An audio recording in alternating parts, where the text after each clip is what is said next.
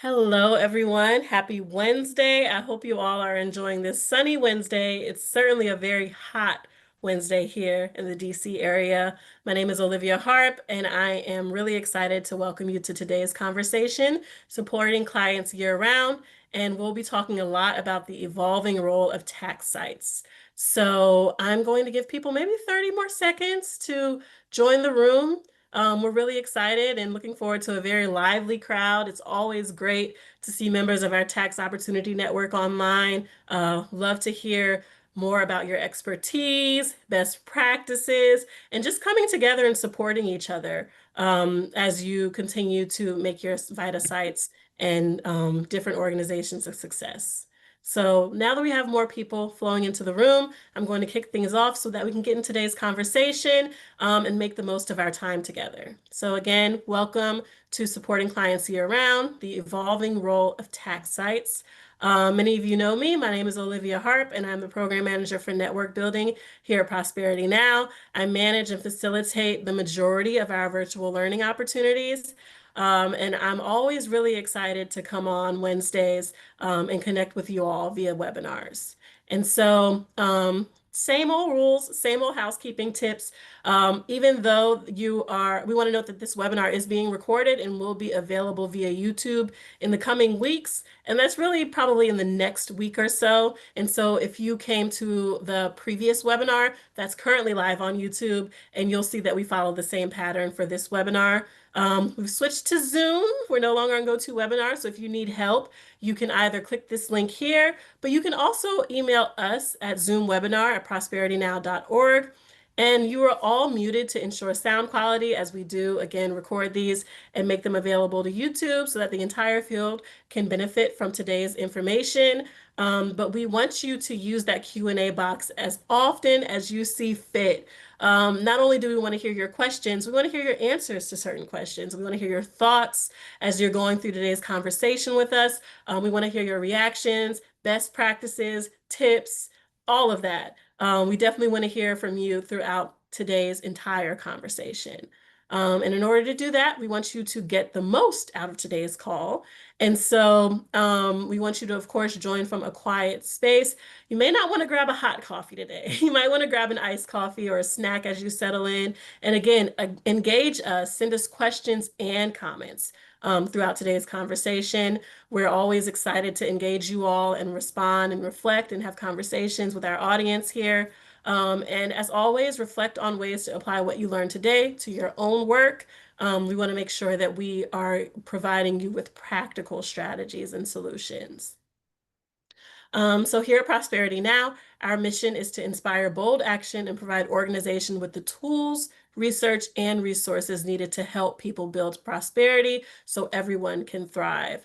And this webinar, as well as our other webinars, accomplish that goal. We want you to ensure that you also stick around to fill out that survey to ensure that we're providing you with the tools, research, and resources necessary to be successful in your communities. And so I'm going to hop straight into today's speakers. Really excited to have these two on the call with us today. Our first speaker is Clarice Williams. She's a tax strategist, financial educator, and enrolled agent who leads Webb's Training Center. She offers VITA services and financial literacy program. She also brings experience as a former IRS instructor and specializes in volunteer coordination and compliance. Clarice is deeply committed to economic empowerment and creative community outreach. So she is the perfect person to serve as one of the panelists for today's conversation. And then next is Desmond Leong. I was just saying that he really almost needs no introduction. I've been hearing Desmond's name since I started at Prosperity Now years ago. But he is a CPA and director of the Metro St. Louis Community Tax Coalition, which operates across Missouri and into New Jersey. He retired from the IRS after 38 years in tax administration and IT leadership. Desmond is known for making complex topics simple and empowering VITA programs through practical, technical guidance. And so I'm going to ask that you two both join me on camera so that everyone can see your faces and interact with you throughout this conversation. Again, we're very, very excited to have you. And we're going to hop in today's conversation. But before we do that, did you want to share a little bit more with the audience about who you are, what you do, the perspective you bring to this field, and even why this work is important and meaningful? Of course, we all know, but it's always great to remind ourselves and have some level setting.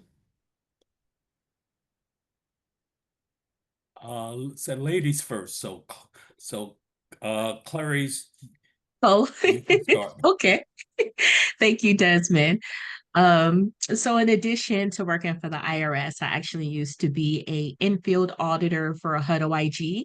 That's where we used to go into the field and check to make sure that grants were being spent appropriately. And I had a lot of people running from me. Like physically running from me when they used to see us come into the room. And Mhm. that's the exact opposite of what I wanted to happen. I wanted to be there to help people, even when the auditor comes. So when I decided to, when I founded Webb's Training Center, a lot of that had to do with education. I wanted to educate people about their taxes, see how I can help them, even with their businesses. So that's a little bit more about me and my motivation to want to bring knowledge to the people so they don't have to run away and be scared. Mhm. Wow, that's pretty similar to what some of my motivation was when I was a revenue agent, way back when. Uh, and I saw how much was being charged by the paid preparers, the H&R Blocks, say the Jackson Hewitts, and I thought, there's no way. And I said, and I felt that when I ever get the opportunity, uh, I would share my knowledge. And Mhm. so, and that's what I'm doing. And then after I retired, I thought, well, I need to find a way to partner with someone, with some organization, and let people know that there is not a need to be afraid of the IRS. And so with that, that's what my motivation is. Yeah, absolutely. And I thank you both for answering that question. I know it was not part of the script, but I think it's always great to do level setting. And based on both of your answers, it's very clear why we have you here today as today's speakers as we move throughout. So the first two questions I'm actually going to pose to you, Desmond. So first, can you tell us how has your VITA site evolved to meet client needs outside of the tax season? Well, for a long time, these the St. Louis area did not have any programs in the summer. I started a summer program probably in 2014 or 2015, I think. And that was a very refreshing time. Uh, it was a situation where everything came as a complete surprise. I learned that I was averaging about 2 returns per client because they were coming in needing to do anywhere between and 7 returns. Mhm. Uh, we had transcripts, we had said W-2s, we had all types of said documents, but the, but these returns were very easy to do, but it was just the problems that came along with it, and that's where we learned. So right now we have two VITA programs, um, some mine and one other that are operating a site in the summer. I am doing, our site runs every other, well, it runs every other week on a Tuesday, and we open from June to October the 20th. So we catch all the returns that are on extension. Um, and so we've just been, uh, it's more of a relaxing setting. as well. And it gives us an opportunity in the summer to uh, try new processes. Uh, and for the volunteers, they love it because it Mm. allows them to um, work in front of the computer, uh, and they don't lose their skills. Uh, and so it's been fun. It's been great. And Okay, and good. also we are even though we are open every other week, um, we are available by say telephone. Mm. Uh, and so it allows me to talk freely with the client and find out when a person comes in needing to do 4 years or say 6 years, there's got to be a reason why. Mm. And so when you get them to open up, you really learn and you develop a sense of empathy for these clients. Yeah, absolutely. And as you talk about, like, as you continue to work with the clients and kind of build that community with your clients, right? Cultivate those feelings of empathy. Can you talk a little bit more about not only the support, right, but the services that you found the most valuable to offer year round as you get to know your community more? Well, interesting that you asked that question because uh, in a lot of respects, um, we are like the taxpayer assistance centers. Uh, so about 20% of my volunteer base consists of active and retired IRS employees who have worked in appeals, in collection, in the advocate's office. So it's a wide range, Mm. um, and so then also my information technology experience.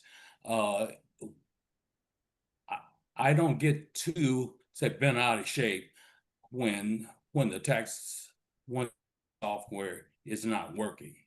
And so I try to um, so when we have say notices that are that the client provides, we explain it. Uh, Mm. uh, and once we tell them or explain how it got to that point, um, the credibility starts to increase. Mm. For example, we've gotten involved in a number of the of say CP 2000, and at the time that we get involved, they've already issued the IRS has already issued a notice, uh, and so we have to walk them through what they did not do and how it got to that point. Mm. Uh, so it's really more hand holding, and it's probably our level of service and empathy is probably greater than you would see at any taxpayer assistance centers. Mm. Um, um, and so the other thing that the other service we provide um, is we follow up with our clients. We make notes um, of clients that have huge balance dues, and Mm. we ask them to send us a current say pay stub, and from there we project out what the federal withholding is, and we advise them sometime in July and around, say, Labor Day, if they have enough withholding to cover their taxes. Um, and we advise them to make adjustments accordingly. Mhm. Um, so it's just meeting the client where they are. Yeah. Um, uh, so it's really no, it's really say nothing new. Uh, um, because we operate as a tax practice, because of the skill set uh, that we have, and we partner with other groups to deliver the financial education piece.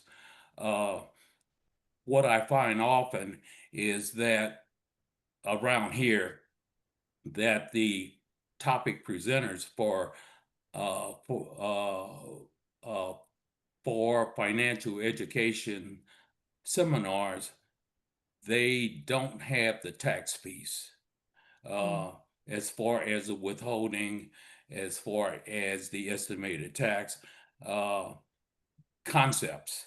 And so I hold myself out to be the to deliver that piece. Yeah.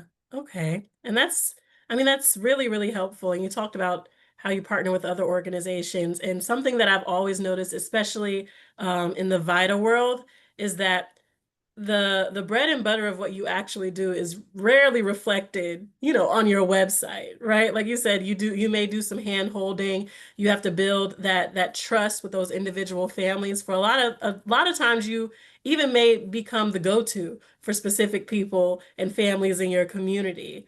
And so in order to really connect with and affect your community that you serve, you have to have a community, around you, supporting you. So I'm gonna move to Clarice because Desmond, you already talked a little bit about how you partner with other organizations to provide the financial literacy piece. But Clarice, how do you identify, right? Like, what are those green flags, right? How do you identify, and then also how do you partner with other organizations to provide wraparound support? Yeah, yeah. So we start by mapping the needs of our clients.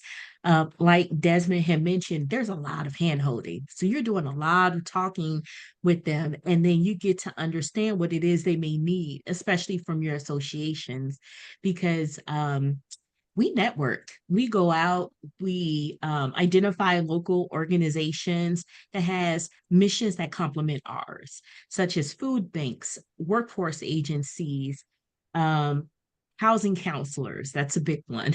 Relationship building begins with just simple outreach and attending community meetings, meeting leaders at those events, asking for introductions too from our board or volunteers, um, and also joining your chambers of commerce or other groups so they can help make those introductions for you too. But we seek partners who share our values around access, equity, definitely confidentiality. And once we connect, then we formalize referrals.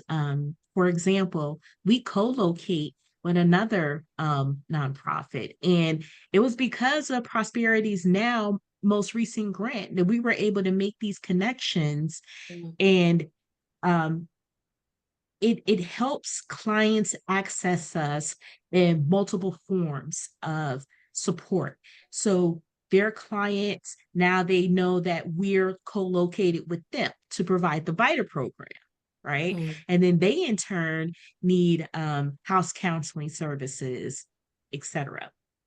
So definitely have to get out there and continue to do outreach, continue to go to meetings. That's how we identify and partner with other organizations, and that helps create that wraparound support. Yeah, Mm. absolutely. And I'm glad that you talked a bit about paying close attention to organizations' missions as well. Like you have to be mission aligned. And so it's great to have the thing that we're looking for, but what is the intention behind the thing? You know, what's the intentionality? What is the end goal? What is the outcome? Because then we can identify that we're on the same large wave for creating systems change, affecting communities properly, so on and so forth. And so, as we talk about wraparound support, there are a lot of services that go into that, whether it be benefits screening or financial coaching, but sometimes this isn't always fully connected to your tax work, or people may not even, like clients may not fully understand what X has to do with Y and Z, and so on and so forth. So, what are some practical ways that you've integrated like benefit screening and financial coaching into your tax work at your organization? Yeah. So we use very simple screening tools, and a lot of it is sometimes just a conversation. We do have a checklist that we have that's just a part of our onboarding process. But again, a lot more information comes out when you have a conversation with your client. So it's really important to not get pigeonholed right into what you're doing right at that moment, but really listen to them. And then Mhm. once you do, you'll hear something now catch your attention. You can say, you know what, I have a number I can provide for you that might be able to help you with your helping pay with your utilities if you need utility assistance. Sometimes we'll give them the number, ask if they need assistance calling. We had some clients who had language barriers, and one of our volunteers spoke Spanish, and they was able to help them connect on a call with Medicaid. So it really truly is about those conversations, and that helps us offer referrals. Even we do financial workshops as well. We hear people say, um, if only I can, get some help with the budget, especially if we got to help them with a payment plan, with the IRS. And they said, how can we do that? We talk about simple budgeting. We even have youth financial workshop programs, but essentially we're trying to offer them as much as we can. It's for free. A Mhm. part of the support that we do get or funding that we receive, it helps to provide these workshops, free to the public so that they can get that help until they get to a place where if they need more, then they can, buy it on their own. But we're there for the beginning part to help them, get to that next level. Yeah, absolutely. And I think the thing about this work is that as you start to see the difference that you're making in your clients' lives, you just want to have more clients and expand and reach further out and make more impact. And so, Clarice, I have another question before we move to Desmond. But as you've looked at expanding your model, not only what challenges have you seen yourself faced with, but how have you addressed them? Mhm. I, major talents across the board. I'm sure Desmond can agree with this. Is sometimes just staffing and funding, right? That's one of our biggest things. As a small nonprofit, we have to be strategic about what we do in our growth. So we do address this by cross training volunteers, seeking flexible funding, and then making sure that. Uh, we get regular feedback from clients and partners to ensure that we're clear on what we're offering, because that's a big thing too, making sure that you're clear on what you're offering. But we're also addressing it by learning how to be diverse. That's the biggest thing, especially with the current climate where some funding may not be readily available anymore. Some programs have been stopped altogether. So Yeah. we had to make some changes. Even now, our fundraising has been we're selling lemonades, going to farmers markets, vendor Oh. fairs, things like that. And yeah, I got to get you some, Olivia. And but that's what we're doing, and that's a part of diversifying our funds so that we're not always relying on, you know, uh, government funding or corporate funding. We want to make sure that we're following some of the same steps some other nonprofits are doing too. I don't want to veer too far off, but that's what we're working on is diversifying our funding and cross-training our volunteers to help with these efforts. Yeah, absolutely. And I love how you just kind of like dropped that in there, like how to innovate ways to bring more revenue to your organization so that you can continue to do the great work that you're doing and even expand, right? So I know you say you don't want to go too far off, but please feel free. We love a little tangent. We love a temporary tangent because if that leads to practical solutions, that leads to ideas and innovation that we wouldn't normally be discussing if we stuck to the script. And so I want to continue a conversation that Desmond started earlier in today's webinar. And so, Desmond, you talked a lot about connecting with the community, connecting with your clients. You talked about how when you can basically make a complex issue simple, you immediately build competence, but you also build trust. Can you tell us a little bit more about not only your organization's approach, but your approach to how you maintain trust and engagement with clients throughout the year and not just during filing season? Well, I guess a part of my background is that I grew up uh, in it's a family-owned business. So my parents owned a restaurant. Um, One of the things I learned is that uh, if you provide service in the form of some good food, they will come back. Hmm. Uh, and it's a simple adage, but sometimes it's so kind of difficult because there are always there are always those that try to cut corners. And so the trust comes about. You respond not only to the client's needs, but also to the employees slash volunteers' needs. Hmm. Because uh, when I managed at the IRS, I always looked at each person and not as a group. Uh, so, uh, and when I started my VITA program, it was we began well our the business model was said faith-based, so we operated in at Catholic churches, at at the Baptist churches, um, and it grew from there.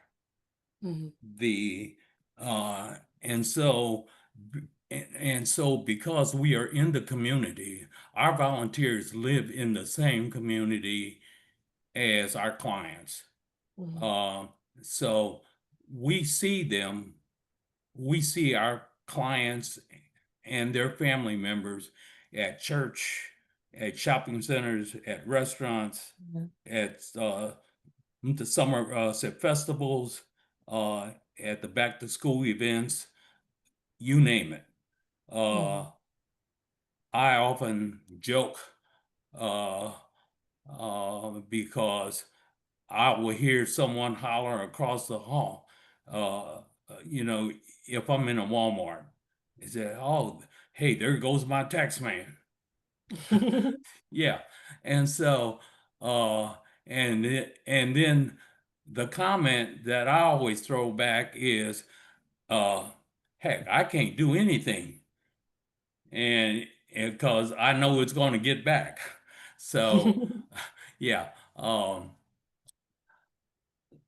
So here that's where part of the trust and the uh, engaging. So now, when um, I have several sites, um, when they come in the door, I say hello and their name, and so Mhm. and so from there, I I kind of jokingly um, reflect back on the um, IRS requirement about looking at it's a picture ID when a person comes in. And so, my thought is like, really, am I going to look at your picture ID when I know you've been coming in here for the 10 years? I mean, really, come on now, give me a break. But uh but I understand why the rules are the way that they are. So, um so I just do it in a humorous way, and I always joke with the clients, if there was a way to make them laugh, you do so. Mhm. And that helps to build the relationship. Yeah, absolutely. And I'm glad that you kind of took your answer and put your advice in a way that it's, at the end of the day, it's human centered, right? Like we have Mhm. clients, we have communities, we have partners, we have employees, we have volunteers, but um we have humans, right? We have humans. Humans have needs, desires, and everyone has a need to connect. And so, Desmond, it seems like you've talked a lot about kind of creating a sense of belonging, a sense of membership around the people who come into contact with your site. I think it's amazing that when people walk in, you can say hello and their name. That means that you've created a safe space in the community. And that goes back to your original point, is that you just never want anyone to be afraid of the IRS, right? You don't Yeah. think that anyone has a reason to be afraid of the IRS. Well, it's uh last year, I think 2 years ago, um we decided that to help develop other other individuals that had the interest in becoming a site manager. Mhm. And so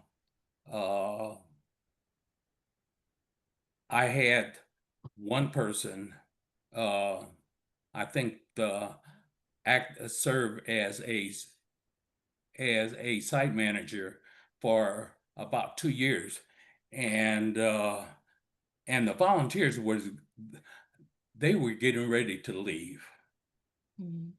and so that's when I realized that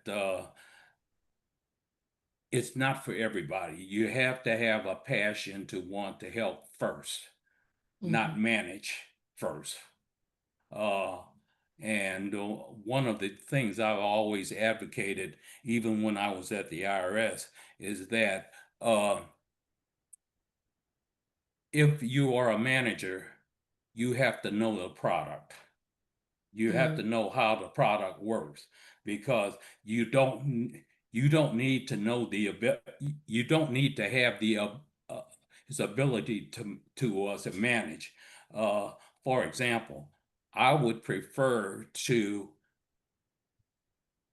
recruit a new volunteer that has some IT skills, that is comfortable around a computer, and that can can read a screen and is good at the data entry. I could always teach them the tax law, Mhm. because once you know how to enter data to to the software, if they are interested, if they are passionate, and if they want to learn, they will ask the questions as to why, and that opens the door for the formal training piece. Mhm. So Uh, those are some of the keys that I walk away with, that I've come to embrace sometimes in a humorous way, sometimes in a more serious way. Mhm. Yeah. Absolutely. And I had a follow-up question because are here to talk about wraparound services, but everything that you've discussed and all of the points that you've made kind of go back to what all kind of mixes together to create this long-term success throughout the year, right? Yep. And so there may be some people from VITA sites on the call that are saying, tax season is robust, always, right? Tax season is crazy. But we don't want things to fizzle out, you know? So if you were to meet with a VITA site coordinator who's saying, Desmond, can you give me some advice on how I can ensure that things don't fizzle out, how I can ensure that our site is still seen as a go-to year round? What advice would you give them? What are some top pieces of advice that you would give them for give sites that are looking to expand their services year round? Well, in order to do something year round, you need the volunteers. Mm, So you have to, uh, I think what's critical is to create so, uh, the work environment where the where where the volunteers want to work. And where I've seen it in action is when they have a question, you answer it and you use it and consider it as a one-on-one teaching moment. mm, And um, so regardless of how many times they ask the question, you get to a point where if they ask the question, then you throw the question back at them. mm, How would you? Okay, we've talked about this. How would you do it? You think about it. So you make them think. And so that way you engage your volunteers, and that way um, they will come back and work for you. Try to find someone that um, is almost retired. It helps if they have if they don't have a regular 8 to 5. mm, Uh, the uh, and the other thing is, I always say you don't learn about taxes in the classroom. You learn about it on the job, mm. and um, the a- and the other thing I say to them is, don't be afraid, and to just say and to say jump in the deep water. There's going to be somebody to rescue you so you won't drown. Mhm, Uh, and I've always been, uh, I've always had the comment about how I kind of think outside the box. And I said, no, it's just that my box is bigger. Okay. Um, and so if we have time, uh, I'd like to tackle this question that popped up on the question and answer about the types of training Yeah. outside of Lincoln Learn. So I'd like to tackle that. Yes, absolutely. You can go in now. We're not on a Okay. fixed script. Yeah, let's flow. Let's learn Oh, together. all right. Take a look at the website of the vitaresources.net. That has evolved over the years.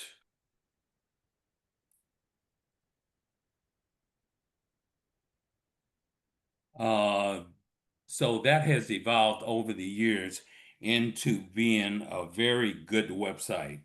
Um, and there are a lot of resources out there. I particularly like it because of excuse me,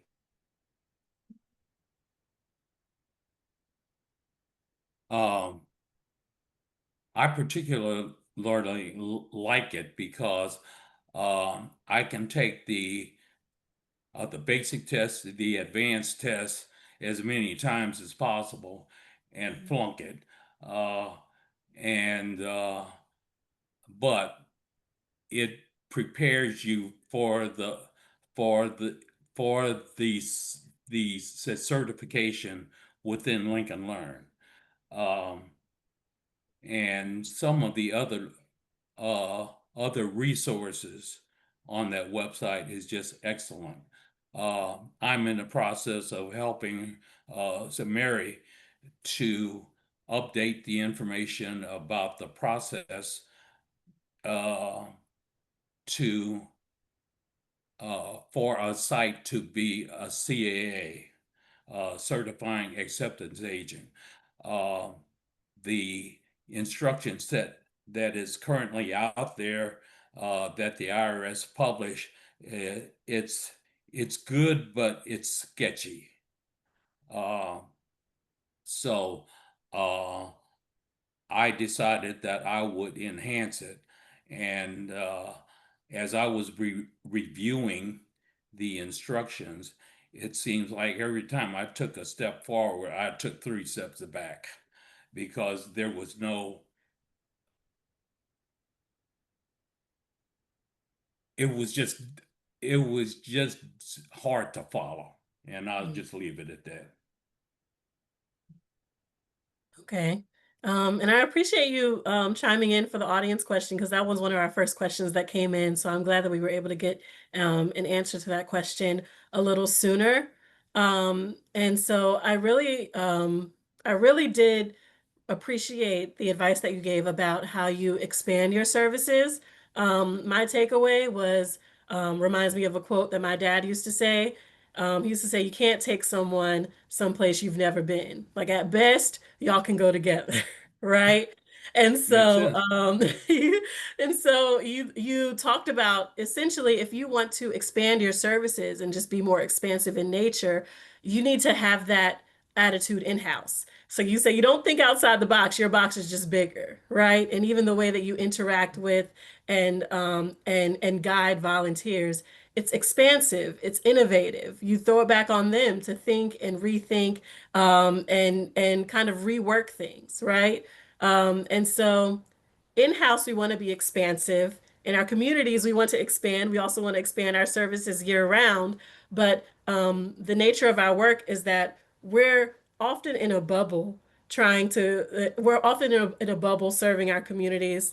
And then that bubble is in another bubble, and then that bubble is in another bubble. So there are other places that go beyond our control, beyond our communities, beyond our organizations that affect the ecosystems in which we carry out this important work.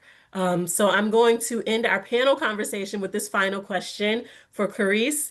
And so as we talk about the environment in which we do our work, like we already have our expansive environment in house. We're already expanding out into the communities. Now we have to go a level up. So how can funders, policymakers, and partners better support this holistic approach to year-round services? So funders can help by providing flexible or restricted grants that allow us to meet a range of client needs, such as outreach or co-located services, rather than just tying it to one specific area. Multi-year grants are always valuable because they help us invest in long-term partnerships, staff training, and of course, technology upgrades. All of that to help include both our experience and client experience. I know I had a few laptops. They gave me the blue screen of death, and I was like, "Oh no!" It seems like you just have to try and keep up, and now they're making laptops where you don't have as many ports that you need anymore. You need multi-port, sub ports, all the ports. You just always need something when it comes to technology. But policymakers, they can help by reducing some of the administrative burdens to data sharing and referrals between organizations. For an example, they can support integrated or they can integrate systems that can help us or even help provide the clients with easier ways to find our services.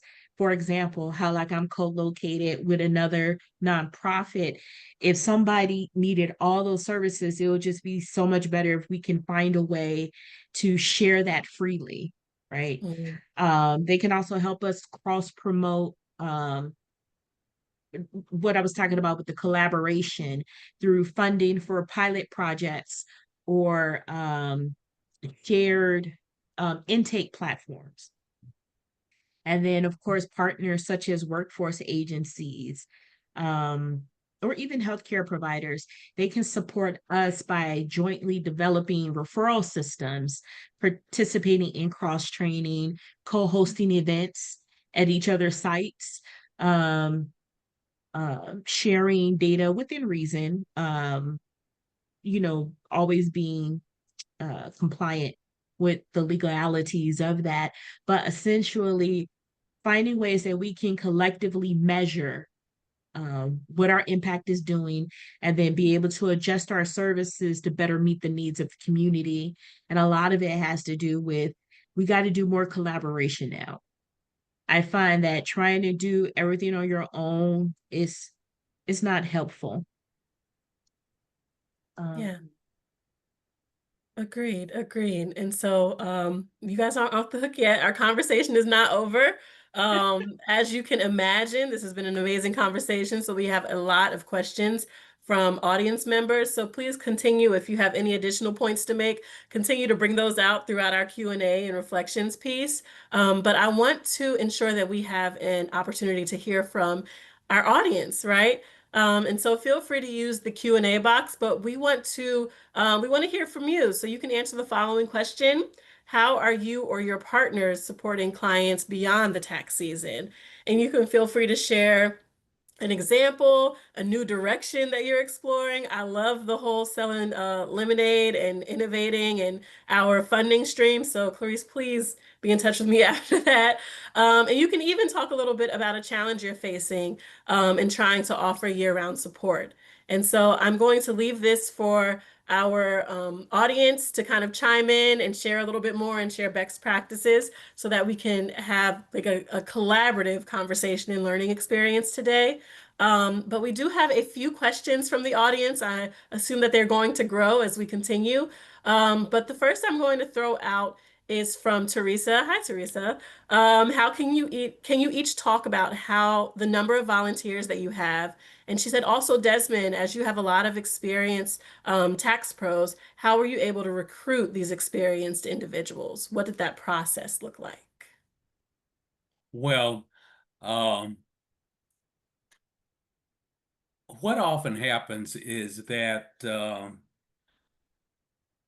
in individuals that are interested in starting a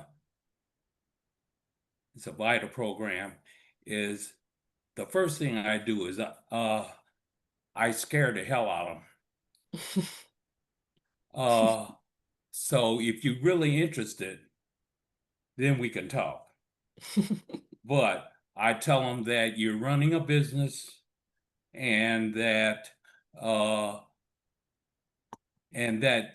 there are some critical success factors, such as you have to have someone that knows 1040 tax law. You have to have somebody that understands software and how to teach, how to instruct, how to show them what to do. If you don't have um, those two key components, it's not going to work. Mhm. And the other thing is that, and I particularly, it was the lessons learned from my early days is that you get a lot of people that want to be want to run a site, and I used the church model. And I said, well, if you want to run a site, what this is not is a turkey giveaway ministry and a clothing ministry in the winter. You got to have some skills. You got to have people that have skills.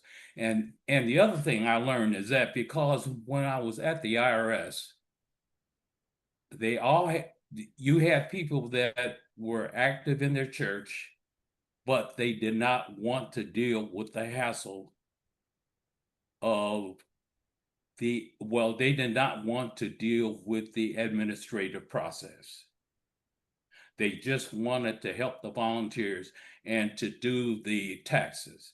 They didn't want they did not want to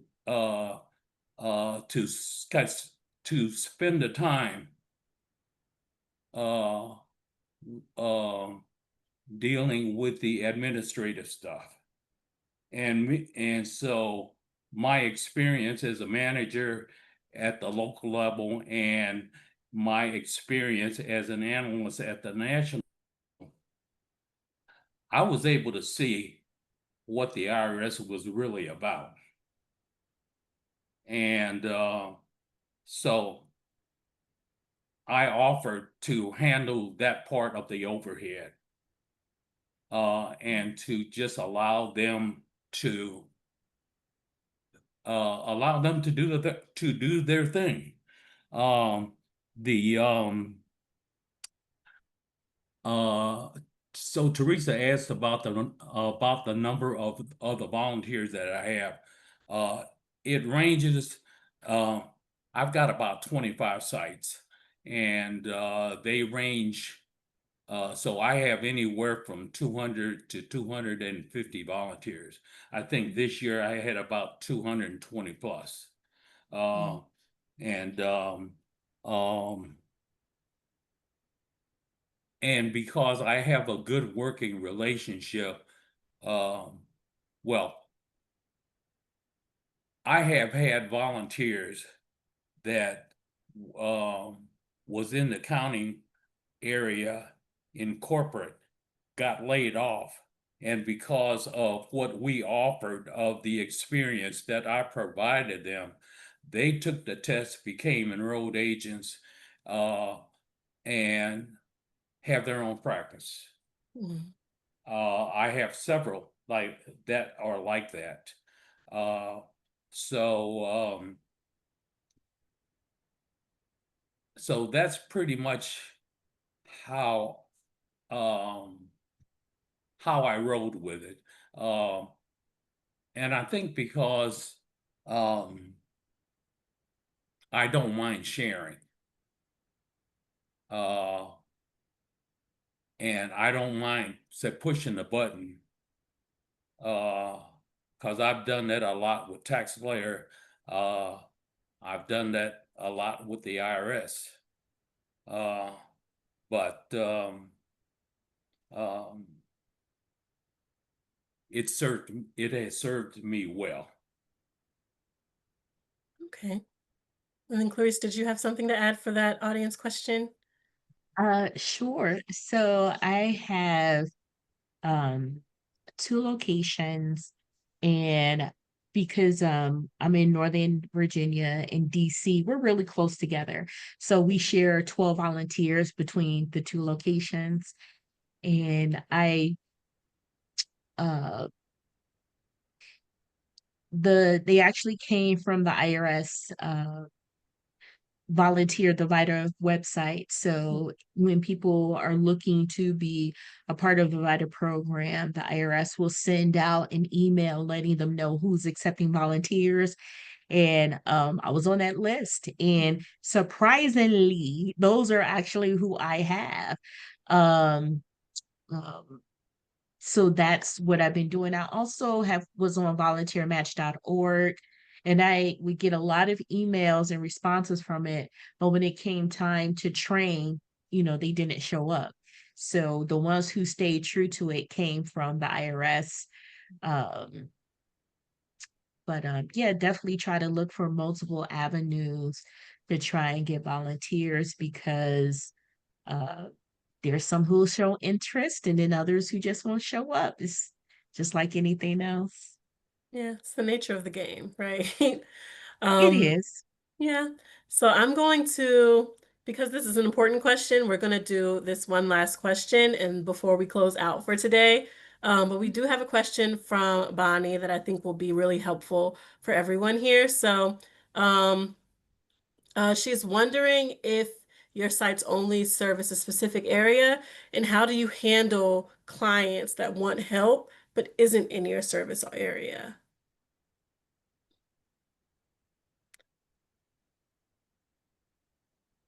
Okay, I'll take that because um,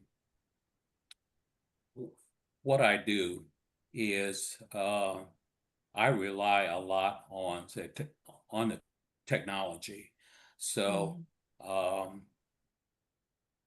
I have no problems uh, with doing things remote because that was the concept uh, uh, of the Get Your Refund program uh, as a result of COVID. mm, So there's precedent in that. And while I thought it was a good approach, I found it cumbersome. Um, so I rely a lot on um, uh, Zoom, Teams meetings. That way I get a chance to see their face. So as far as the distance, it eliminates when you use the technology. And um, and your interview, uh, you just look for ways uh, for them to complete out the intake sheet. And it's a shame that um, th- that the intake sheet that press now publishes is no longer, say, fillable. And I don't know what the reason is, but that was not a smart move, in my opinion, because it really helped when clients would bring in their intake sheet already completed. So um,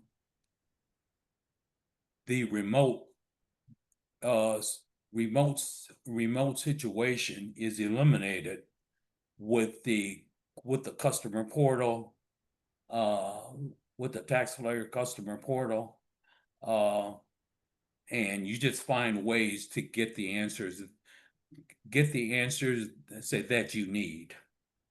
So I don't let some mileage uh, uh,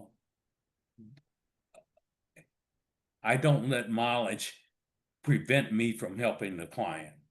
And uh, I if if I don't have if the client does not have a customer portal user account, I have Adobe Professional that I password protect the tax return before I send it out.